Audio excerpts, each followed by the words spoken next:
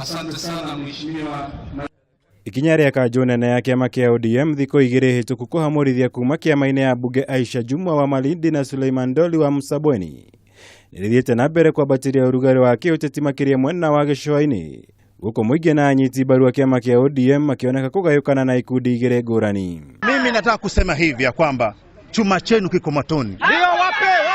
Kwa sababu huwezi toka Mombasa wewe ukafanya uamuzi wa watu wa Malindi. Haiwezekani hiyo. Na wewe kama kweli unataka kuongoza watu wa pwani, lazima uungane na watu wa kila mahali. Ndio. Kwa nini wewe unatupiga vita sisi watu wa Malindi?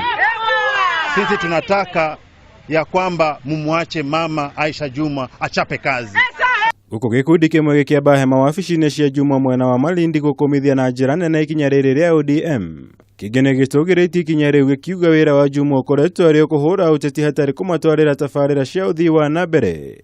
Noguo riu nimoritie korwo no gutabania githurano kinini mwena ucio. Namwambia mheshimiwa Aisha, tukuheshimu sana kama mama, lakini sahi Malindi imekukataa.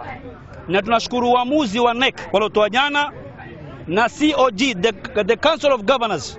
We are expecting from you the positive answer about this Aisha Jumwa. Na tuko assured ya kwamba tutakwenda by election ndani ya Malindi. Hatutaishi kwa sababu ya madera wala matenti.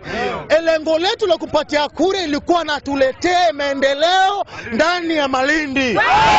Maya magithiaga na mbere mubunge wa Magarini kaunti-ini ya Kilifi Michael Kingi ni akomithitie kuhamurithio kwa area ya akiuga ODM ndina mahemweke wa gwitetera mbere ya gukinyaniria itua riu. Hakuna makosa mheshimiwa Aisha Jumwa amefanya. Makosa amefanya ni kumchukua naibu wa rais kumleta Malindi ili alete maendeleo. Sasa wewe amekuletea maendeleo mtu wa Malindi, mtu wa nje kule anampiga mawe, wewe mtu wa Malindi, wewe jirani yake mtu wa Magarini, wewe ndio mtu wa kwanza kumpiga mawe. Girivotera Kameme TV, Itago Mwaura, Wagunya.